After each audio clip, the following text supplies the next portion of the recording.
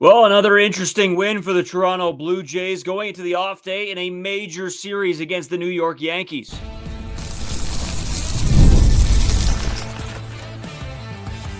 You are Locked On Blue Jays, your daily Toronto Blue Jays podcast. Part of the Locked On Podcast Network, your team every day. Welcome back to Locked On Blue Jays. Thank you for making Locked On Blue Jays your first listen every day. We are free and available wherever you get your podcasts and on YouTube. Part of the Locked On Podcast Network, your team every day. This episode brought to you by 5 Hour Energy. Enter for your chance to win a dream golf trip for two to any tournament in the USA. Visit 5hewin.com for full rules and entry. No purchase necessary. Excludes the Masters tournament. Ends October 31st, 2025. As always, I'm Brayden Iwasko. He's Carter First. You can find us on Twitter, Brayden5 Iwasko. Carter First, too, as well on our main Twitter account at Locked On Jays. If you haven't already, followed us on Instagram and TikTok at Locked On Blue Jays. And if you're new here to YouTube, hit that subscribe button. Helps us out. You get your podcasts, your shorts, your live streams, the videos, the whole ordeal. Hit that button. Helps us out. It's free. You might as well do it. We'd appreciate it. Lots to get into. Not the, again, most decisive win I've ever seen in the world. There are problems with this team. I mean, we've talked about it for what feels like months now, but it's really only been probably 3.5, 4 weeks. We'll talk about more of that. Shane Bieber's start, the blow-up inning, what this offense is capable of heading into the off day. How important is it? Is it important, or is it just more damaging with what has been set as a precedent here for this Toronto Blue Jays team? Carter, my man, 13-9. Great offensively. The pitching needs work. Yeah, if you're going to dumb it down, I guess, to a quick, concise sentence, that's kind of where you'd be at. Because offensively, I mean, what a series. Absolutely ridiculous stuff from the offense. And you don't necessarily get to Hunter Green as much as you want to, but you take advantage of the pitchers that you should take advantage of. You scored 29 runs in a 3-game series. You put up back-to-back 12 and 13 spots. Just insane throughout the entire lineup. George Springer hits another home run, 3 home runs in 2 games. Not really a Bichette game here whatsoever, but you get some Vladdy home runs or a Vladdy home run. You get a Varsho home run. You get 5 home runs in this baseball game, a lot of solo shots. That's kind of what I was hoping for in the middle of the game when Shane Bieber has that blow up and you're down a lot. I'm like, can we get somebody on base if we're going to hit this many home runs? But you get five solo shots, I believe it was. So you score 13 runs in the game. So a lot of home runs to start. Just very good offense throughout. But it raises some questions, as you said. You look at some bullpen arms, Louis Varland, who we were just hoping was starting to find his footing, did not look very good. Once again, Shane Bieber has the one blow-up inning.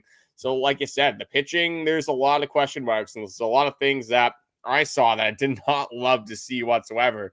But if you look at the offense, it just goes to show that this team is clearly not out of any baseball game whatsoever, no matter what the score is.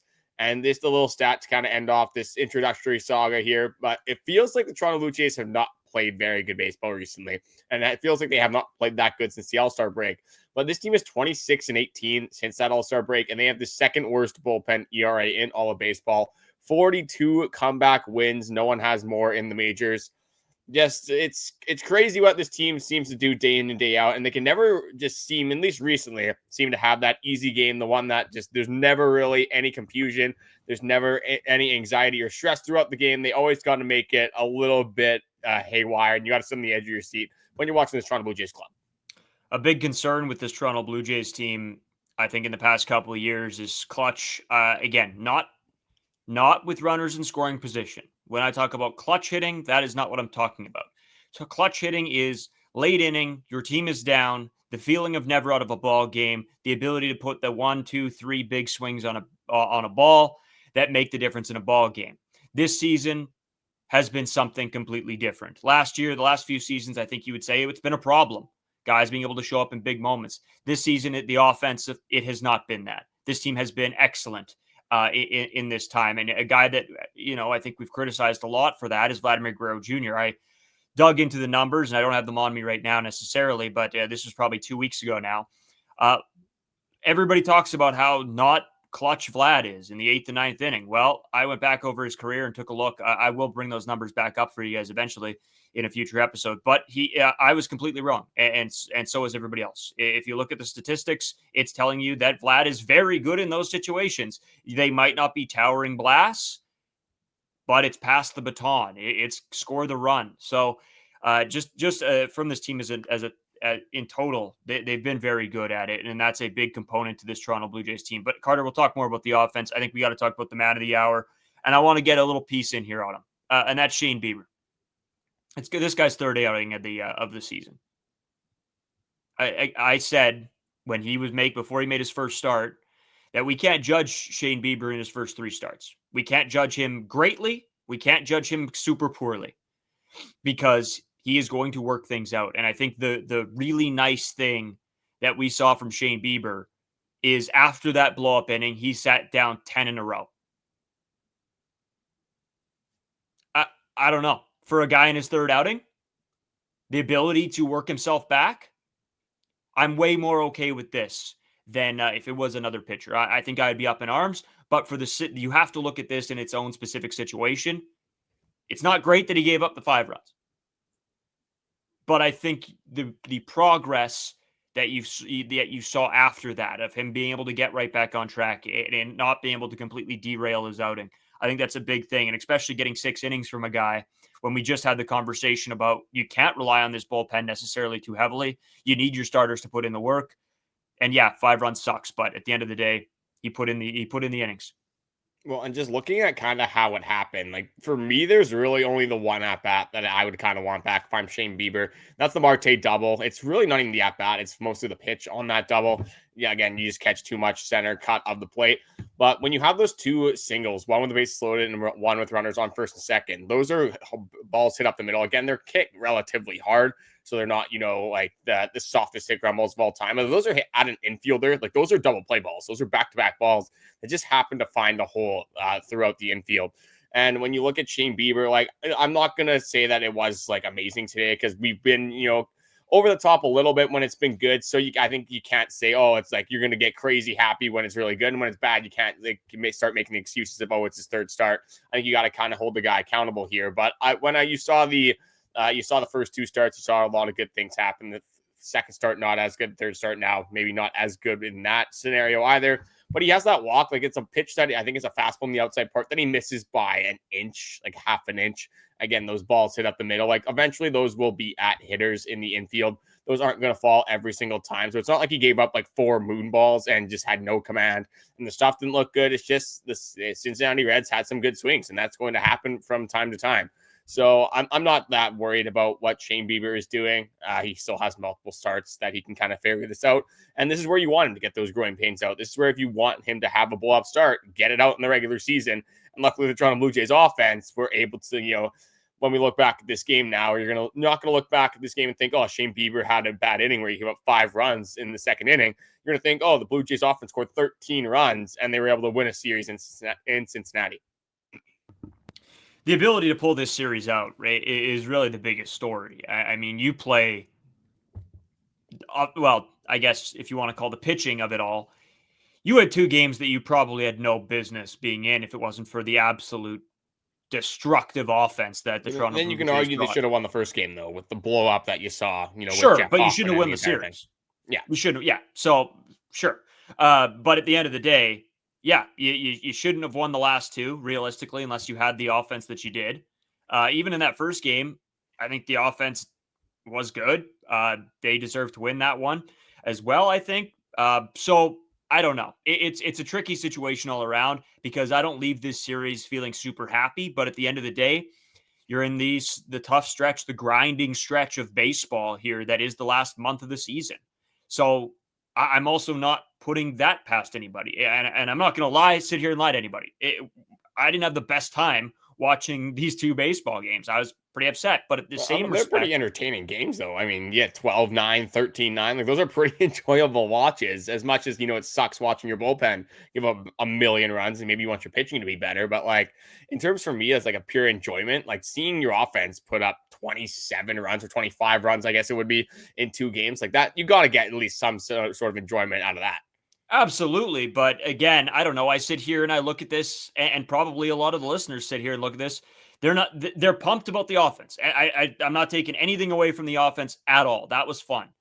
But then when you go out and give up 18 runs in 2 games, that raises way more red flags for a team that's supposed to be competing for a World Series. And I think as a casual fan, if you tune into this game, you're probably thinking, wow, what a great game.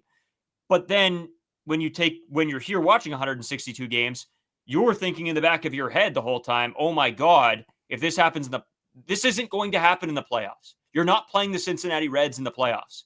You're playing the New York Yankees, the Boston Red Sox, teams that have really, really good pitching and can dice you up.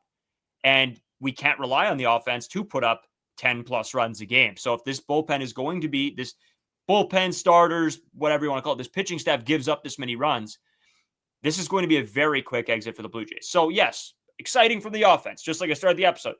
Great job from the offense. The pitching has to figure it out. And if you're facing the Yankees, which we'll talk about more tomorrow, but I guess we're going to touch on it a little bit today too. If you're facing the Yankees in a series that could flip you from leading the AL East to not leading the AL East, I don't think you're going into this being like the most thrilled you've ever been.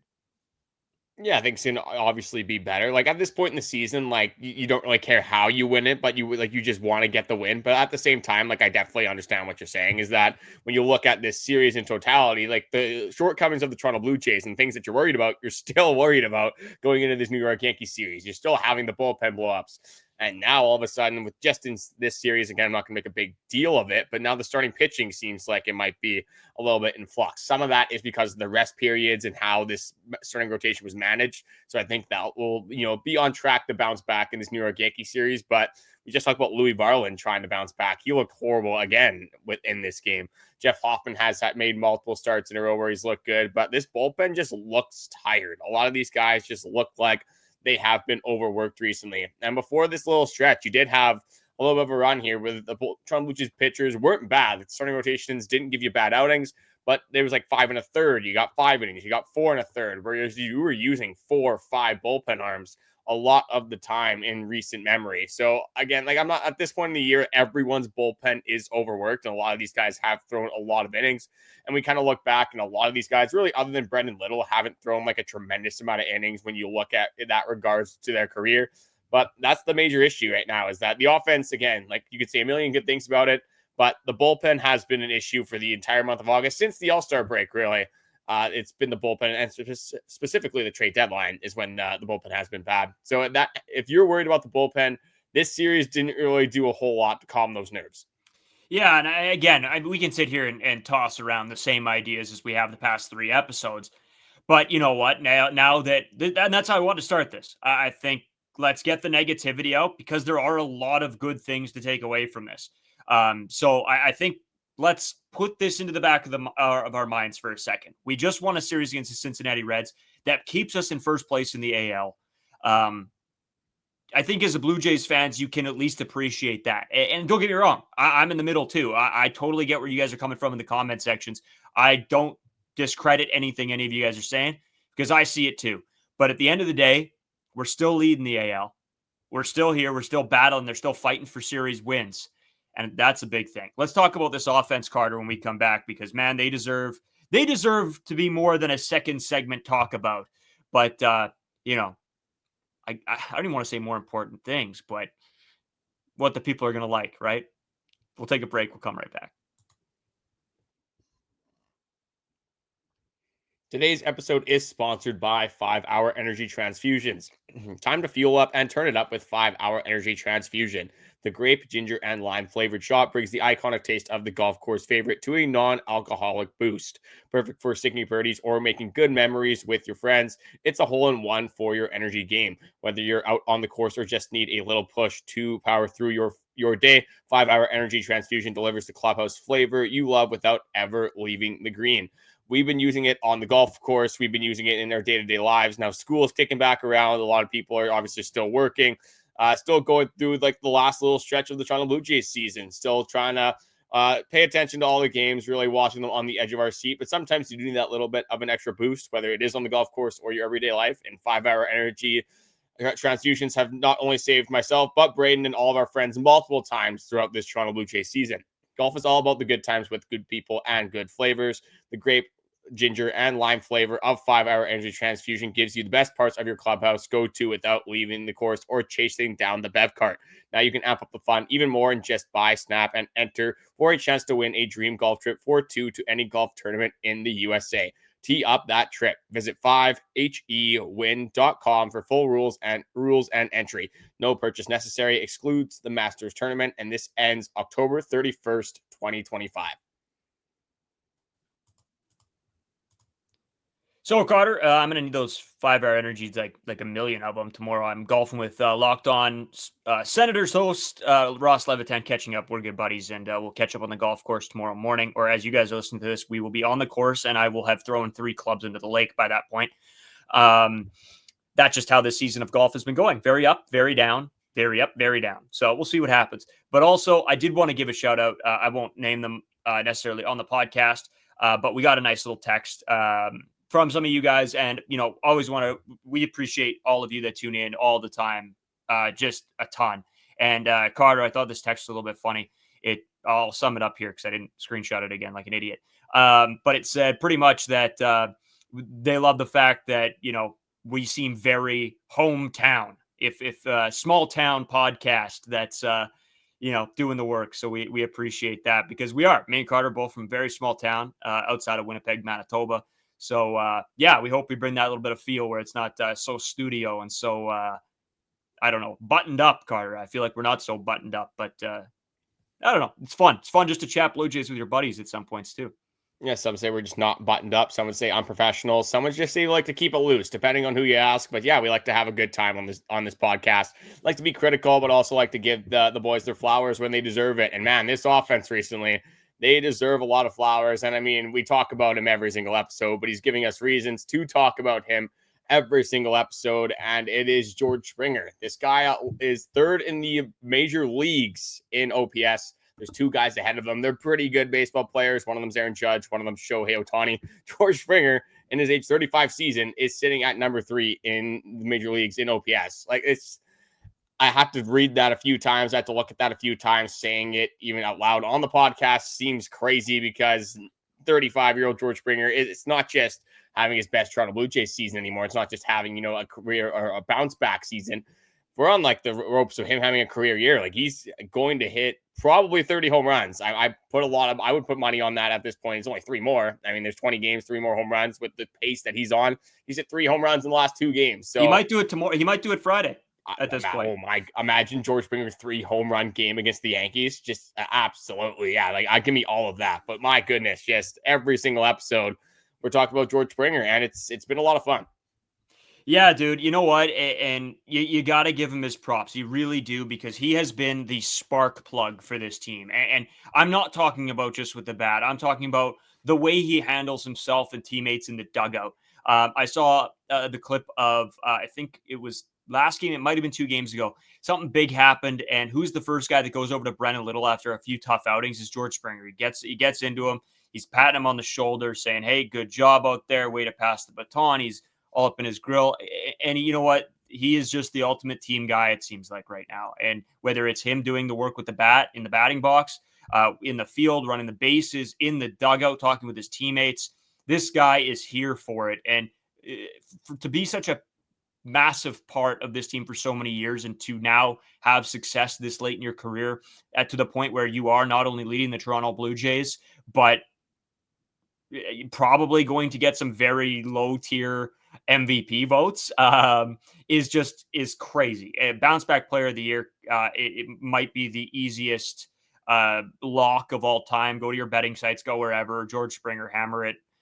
This guy has been, you can't say enough good things. And I'm looking for the words, but there's nothing really that describes it other than comeback player of the year. That is it. He has been just unbelievable, Carter.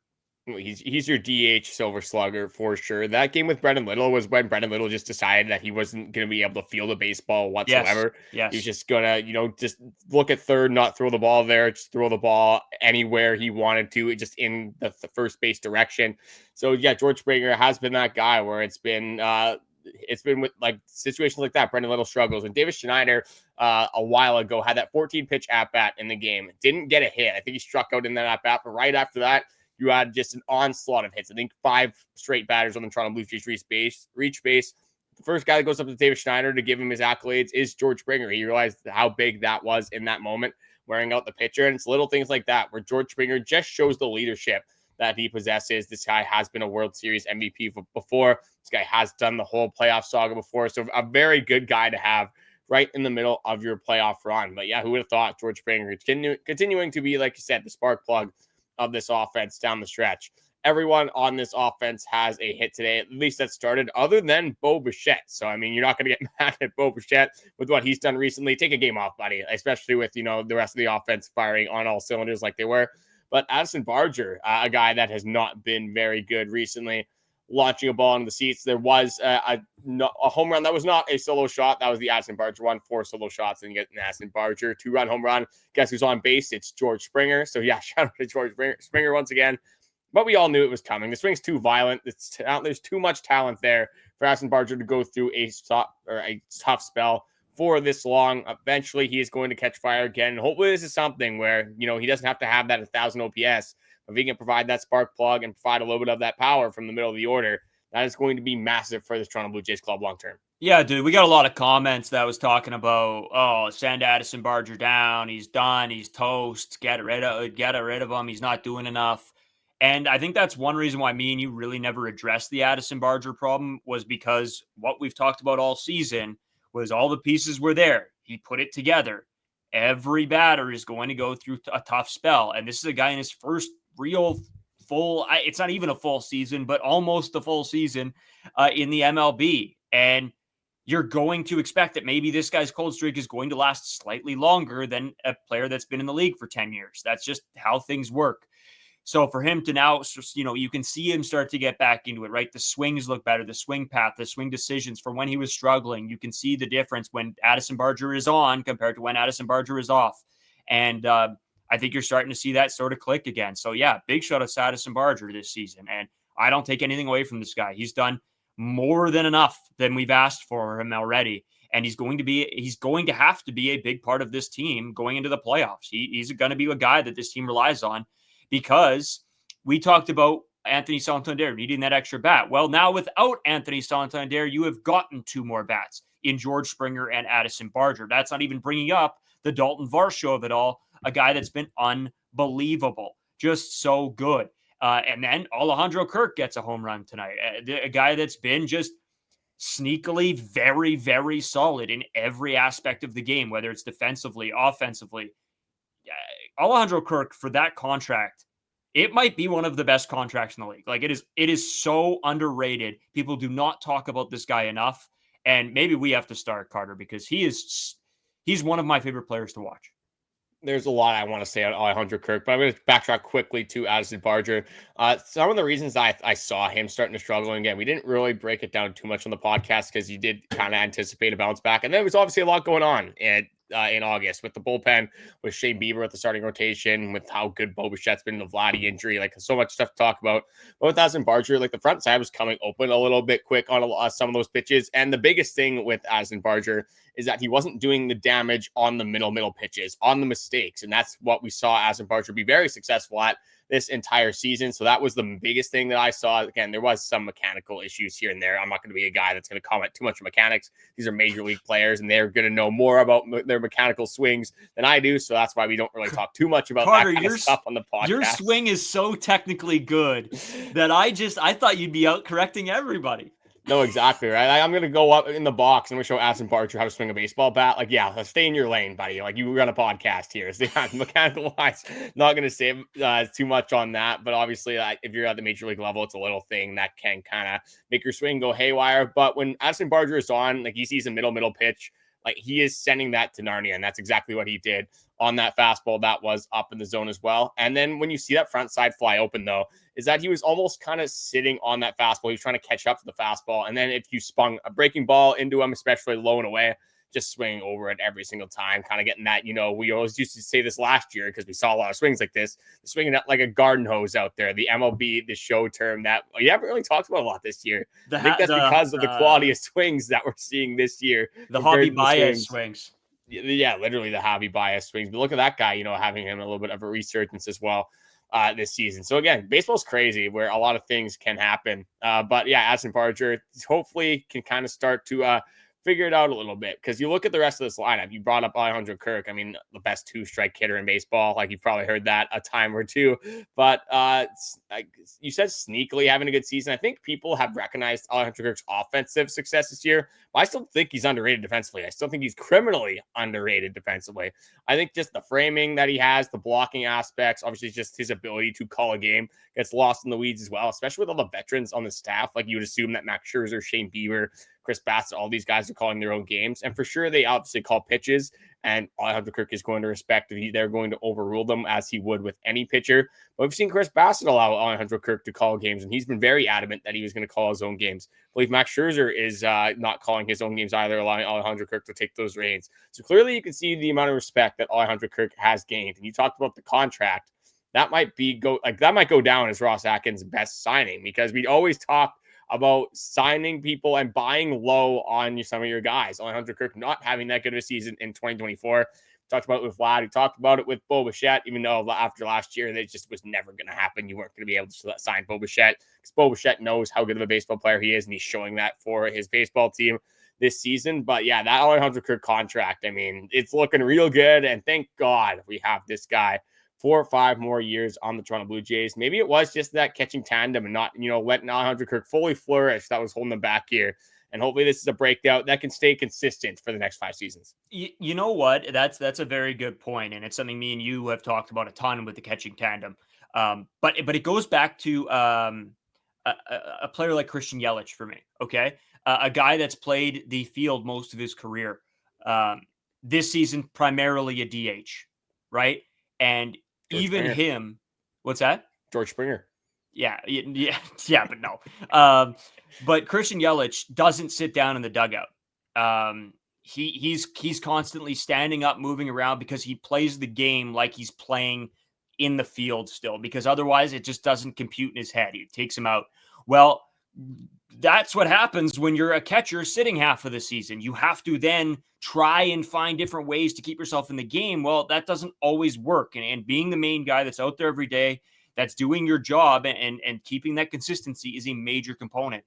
And you know what? Like, all these guys getting accolades. And yeah, I had to throw a little bit in there for Alejandro Kirk, because he's been that good and not talked about enough. Defensively, Carter, a big thing for Alejandro Kirk for me is you brought up the blocking ability. And what's different with Alejandro Kirk than a lot of catchers is the ability to see a ball down. So a ball that he then has to go and block, he does what every coach ever has told their kids growing up playing ball. It's throw your body at it. The glove isn't always needed. Alejandro Kirk will take a ball off of his neck if he has to. The guy chucks his body around. He knows he's not the quickest guy behind the plate, but he gets his body down and he blocks balls. And that's the difference. You see a lot of catchers in the major leagues just trying to use their glove because they're major league catchers and they can catch everything. Alejandro Kirk doesn't view himself as that, obviously. He knows his job. He knows what has to be done, and he is willing to do it. And so I think that's something that's again, it's the fundamentals, I guess is the best way to say it. It's the fundamentals. Alejandro Kirk focuses and does the fundamentals properly. And I think there's a lot of catchers in this league now that aren't doing that. So shout out Alejandro Kirk for that as well. Yeah, not the most athletic catcher, obviously, of all time. I think he'd be the first one to tell you that. But Alejandro Kirk, it just reads the baseball very well, and he's never catching himself like out of position, which is kind of a weird thing to say, because how would a catcher be out of position? But if for example, let's say there's a slider in the dirt, it's not lunging at the ball too quick. It's not just sticking out the glove. It's getting behind the ball and like you said, getting to those fundamentals and just doing whatever it takes to help your team win. There's so much heart that Alejandro Kirk plays with that you cannot teach. So it's been just a pleasure watching Alejandro Kirk really flourish in front of our eyes this season. And another thing that's very underrated with Alejandro Kirk is just the ability to back pick and just how accurate his throws are on those back picks. We saw it on a throw to first base to Ellie De La Cruz while he was on base. Should have been picked. Did swim. Vladimir Guerrero Jr. I'm not really going to blame anyone. It's a good play, really all around. You have him out, but good slide by Ellie. But it's just catching guys off guard like that. It happens time and time and time again. He's so alert behind the the dish. He's so alert to having those guys. If you take that one extra step, he is going to make you pay. So Alejandro Kirk, again, kind of lost in the weeds sometimes, especially when you have these massive offensive performances. When Bichette's hitting having 4 hits in the game, hitting 2 out. Vladimir Guerrero Jr. having these big games. George Springer, Daulton Varsho, Addison Varsho, you name it. Like, he kind of gets lost in the weeds a little bit here. So I'm always going to be on board with giving Alejandro Kirk his accolades. But just saying that is that looking at this offense and looking at why it's so dangerous, because just going down the lineup, like even with Nathan Lucas, the way he's playing, Ernie Clement playing with one hand, how good he's been. Andres Gimenez, who has been very underrated, and I was completely out on this guy offensively, starting to show me something. And it's not, again, it's not a thing that guy that has to carry your offense, just has to be serviceable. But looking at like the top of the lineup, like you have George Springer now, who, again, not have thought of this guy leading off for your baseball team, and now he has to. Like, now this is a guy that I for sure want leading off for the Toronto Blue Jays ball club. Then you have Nathan Lucas at number 2. We'll just use that for this example. Vladimir Guerrero Jr., Bichette, Daulton Varsho, Alejandro Kirk, Addison Barger, and then a guy who I think we'll talk about a little bit more tomorrow, but Anthony Santander. I'll give the update in this upcoming segment, but looking like he's going to play for the Toronto Blue Jays at some point this season. In what capacity and how good will he be? That is definitely something that we are going to figure out. And I think we will start that third segment with a little bit of Anthony Santander talk, and then just from scoreboard watching and just some talk about the other teams in the American League. Just much more we want to get into, and we'll get right into that after this short break.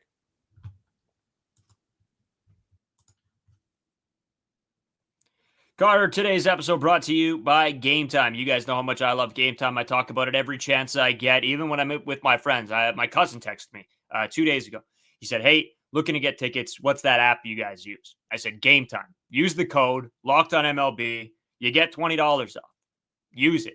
There's literally no better place. There's nothing like catching a ball game live, the energy, the crowd, the chance to see your team in person, but actually getting tickets, that's the tough part. Queues, login screen, surprise fees. It all takes all the fun out of it. And I'm telling you guys, the surprise fees are the ones that really knock you when you're down. You think you finally got some good tickets at a good price, and then, oh, wait, no, $20 on top of the order, $30 on top of the order at the checkout. Game Time doesn't do that, and that's why I love it personally. The views from the seat is great too, but it's those surprise fees that really kill you. Game Time doesn't have that. The app gives you the advantage back to fans. Game Time is fast, easy, and backed by the Game Time guarantee. You always get 100% authentic tickets delivered on time at the best price, plus all fees included, so that price you see is the price you pay. Download the Game Time app, create an account, use code LOCKEDONMLB for $20 off your first purchase. Terms apply. Again, that's promo code LOCKEDON MLB for $20 off. Swipe, tap, ticket, go. Download Game Time today. So, Carter, just before, I know you want to get into Anthony Santander, but you touched on this guy a little bit, and I just wanted to throw this in there before we get going. That is Ernie Clement. Ernie Clement, to me, keep this guy in the lineup all the time. If I never have to see IKF play, I'm okay with that because I know that Ernie Clement will be in there, being a dog. The guy that you've rode with all season long, Ernie Clement over IKF, even though I don't think it was a terrible outing from IKF, just a couple interesting plays. But I'm taking Ernie Clement every day of the week. So I don't care. Ernie's been here. He's been that guy. He's done the job. Give him the opportunity, as always.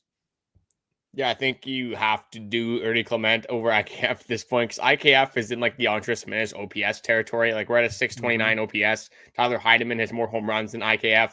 IKF just kind of, fell on his sword this year. So the Toronto Blue Jays could run. Like he sacrificed his year in 2024 trying to, will the Toronto Blue Jays to a playoffs. He thought 2024 was going to be the Toronto Blue Jays playoff team. So he came ready in 2024. He was not ready in 2025, especially starting the season with the Pittsburgh Pirates. Like you're not going to have a lot of postseason success. You're not going to have a postseason if you're over there in Pittsburgh. So he knew that. So he had to, sacrifice his season for the Toronto Blue Jays. At this point, give him the Bradley Zimmer treatment. He is not coming in unless he is a defensive substitution at this point. Like, I'm still comfortable, obviously, throwing him at second, third, shortstop, whatever you want to do. But, this guy should not be getting any sort of regular playing time whatsoever. Throw him in the base run. Throw him in the 8th inning if you want. Again, if maybe run Miles Straw if you want to pinch hit Tyler Heidemann. I don't care what it ends up being, but it's throwing stuff around in my desk as well now. But I don't care what it ends up being. You can't have this guy starting over guys like Ernie Clement, over guys like David Schneider, who just cannot seem to get a lefty. He was supposed to Nick Lodolo, but you got to throw that guy in the lineup. Ty France, who has been really, really good since trading for him, has almost an 800 OPS since that trade deadline. Guy that, again, I kind of had written off as well from preconceived notions about Ty France. Maybe not the most fair things to Ty France, because there's a lot of things that he can bring to a baseball club. But like, we talk about everybody on this team, and that's what we've been doing all season. So IKF will be one of those guys, at least for me, that'll be kind of pushing to the wayside. But as for another guy that hasn't really been around the Toronto Blue Jays at all in 2025, Anthony Santander. I don't want to get too much into this. We'll save the majority of this for tomorrow, but I just wanted to give the people a heads up about what we'll kind of be diving into, and this is from Arden's Welling. Anthony Santander is nearing a rehab assignment that could begin Tuesday with AAA Buffalo, and that is this upcoming Tuesday. Obviously, Santander will travel with the team, the Blue Jays, to New York this weekend to continue his buildup and get more reps hitting right-handed. Santander will get at least 5 games on rehab. So what was kind of the thought process is by the Tampa Bay Rays series, which is around middle September, he might be ready to go. So we'll save our thoughts and opinions on that for tomorrow's episode. This is the last thing that I wanted to get into. Shout out again to the Toronto Blue Jays for beating the Cincinnati Reds and winning a series against the Cincinnati Reds. But we're scoreboard watching with 22 games left now after that series. We're a scoreboard watching big time. And there was a funny thing that happened when the Toronto Blue Jays were down 5-0. The Red Sox were down, I think, 7-0 to the Guardians. Yankees fans were having a field day. They're like, hey, 1.5 games. Like, this could look really good. But jokes on them. The Astros do end up beating them 8-7. The Red Sox do end up losing. You get down 7-0. You can't beat the Toronto Blue Jays. Come back from 5-0. 7's a little bit too much to overcome. 3.5 games up. So at worst, Toronto Blue Jays will go into that New York Yankee series 2.5 games up.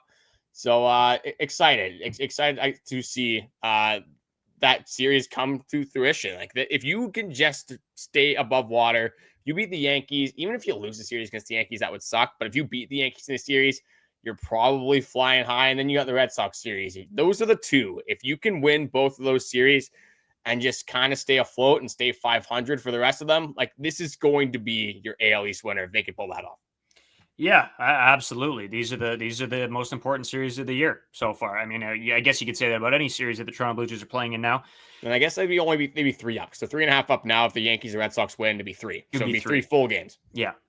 So it's going to be an interesting series. We're going to talk more about it tomorrow. But I think in the totality of the AL East, or just AL in general, I mean, the Tigers in their last 10, I believe, are 3-7. So a team that really has been falling off the map and allowing the Blue Jays to stay a half game up on them in the AL. So it's massive. Sorry to jump in again here, Brayden, but that's like the best thing about the Blue Jays right now is that, like, the bullpen is obviously struggling right now, and they're still finding ways. They're still finding ways to win these baseball games. So in the playoffs, again, bigger picture, like, not great, but they're grinding day in and day out, and they're giving themselves a very good shot at not only winning the AL East, but hopefully getting that bye as well. Well, and you got to assume, I mean, maybe we'll talk more about this tomorrow as well, but at the end of the day, if you can secure a bye, that is a big reset period. I mean, that is a decent amount of time for guys to get themselves. And we'll obviously have the conversation if it gets to that about rest versus rust. And, how does this affect the Blue Jays? But I think right now, from where your bullpen's at and you're starting pitching, I think having this off day come on the day you guys are listening to this, I think it's super important. Even for a mental reset, this would be one of those times for me, Carter, that's like, hey, boys, everybody stay away from the ballpark, clear your heads, do what you ever have to do. This is one of those times. And I very rarely say that. I'm usually a guy that's like, hurrah, everybody get into the, get on the field, do your work, do your reps. This seems like more than ever a prime opportunity to say, take a day, boys, take a day, figure it out, get your mental right, take a day off, decompress, whatever you have to do. You just got it. You got to come back better and fighting than ever the following day. Yeah, if taking that day off from baseball is going to let them lock in for the Friday, I'm going to be fine with that. So, do whatever you want for the Thursday. But come Friday time, biggest series of the year, and it is not close. You might have a series that's a little bit bigger down the stretch, depending on what the Red Sox do. But you're going to New York, and this team has been significantly worse, as pretty much every other team in baseball, if they are on the road compared to home. So we'll go into a series preview, kind of what the pitching matchups are, and then more specific Yankee stuff in tomorrow's episode. But usually for these off days, like we do have, again, a plan. We have some stuff that we want to talk about, but nothing set in stone, which usually we do have something set in stone. Like we have a plan for the episode. So if you guys have anything specific that you want us to talk about, like we'll be talking about the Yankee series, Anthony Santander, how he can kind of be thrown into the mix. If there's anything else that you really want us to talk about that we kind of gone over, because there's so much stuff that's been coming out recently, feel free to leave a comment, say, hey, we want you to talk about this, ask a question. We'll definitely be looking at the comments all day tomorrow, and maybe we will implement something that you guys leave in that comment section. So yeah, be sure to leave your thoughts and ideas, perspectives, whatever it is about the Toronto Blue Jays. But it's been a good series, an interesting series, intriguing series, a lot of good things, a lot of bad things, but the Toronto Blue Jays come out of it with the series win. In the grand scheme of things, you cannot be mad at this baseball team whatsoever for battling, persevering. Yeah, I agree. I think this team can get the job done. One more thing I wanted to throw in for tomorrow that we will talk about for sure. An update on the Trey Savage situation. Yeah. What needs to happen on him to be brought up if need be. There has to be an exemption. I'll get into all of that on tomorrow's episode. We had a bunch of people asking about that. I did some looking into the rules, regulations, what is the do's and don'ts of that being able to happen. So we'll talk about that tomorrow, just so you guys have a clear image of sort of where we're going. But yeah, please send us your guys' thoughts and opinions and whatever you want us to talk about. Carter's right. We'll dive into everything you guys want us to. That's why we're here. We want to have the conversations with you guys. Hit that subscribe button if you haven't already. And me and Carter are going to get off to bed because I got a big golf game to play tomorrow. Ross Levitan, shout out you.